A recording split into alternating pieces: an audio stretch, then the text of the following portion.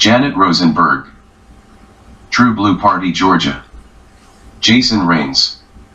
In honor of Black History Month, I'm about to blow your mind by telling you about the most badass historical figure you never learned about in school. If you have heard of him, then you probably already know who I'm about to say.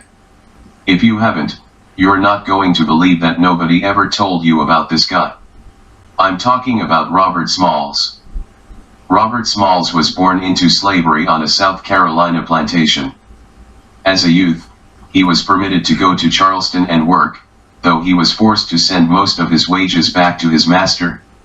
He began taking jobs at the docks in Charleston Harbor, and later on some of the ships that came and went from the port. By the time the Civil War came around, Smalls had become an experienced seaman, so he was assigned to steer a Confederate Navy vessel called the Planter, based out of Charleston. The crew consisted of a few white officers and a number of slaves. Smalls went to great lengths to show the Confederates that he was trustworthy and competent. They never knew that he was hatching an elaborate plan to escape from slavery and deal a blow to the Confederacy, and that he had secretly recruited most of the enslaved crew in his plot.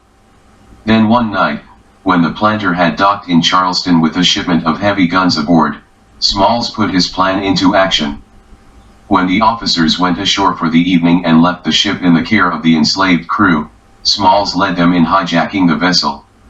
They made one stop at another set of docks to pick up the families of Smalls and other crew members, who waited in hiding after having been notified of the scheme in advance. They weren't in the clear yet, though, because they still had to sail past a number of Confederate checkpoints on their way to freedom. But Smalls had a plan for that, too.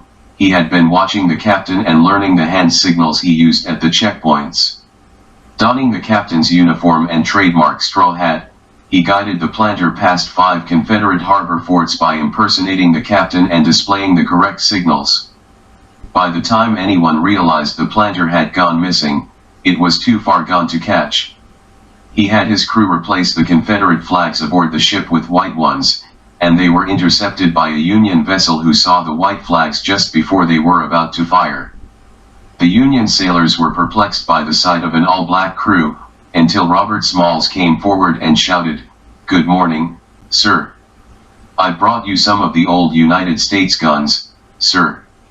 He then asked the Union sailors to give him a United States flag to raise on the Planter. Robert Smalls' story would be amazing if it ended there, but it doesn't. After receiving a large sum of prize money for his delivery, he entered service in the Union Navy as a pilot on several vessels, including the repurposed Planter. In this role, he removed mines that he had helped lay as a slave, and participated in a number of sea battles. During one battle, the fighting grew so intense that the captain of the Planter hid in the interior of the ship and ordered the crew to surrender. Fearing that the black crewmen would be enslaved or killed if captured, Smalls refused to surrender. Instead, he took command of the ship and navigated the Planter through the Confederate onslaught to safety. Because of his bravery, Smalls was promoted to captain himself, becoming one of the highest-ranking and highest-paid black officers in the Civil War.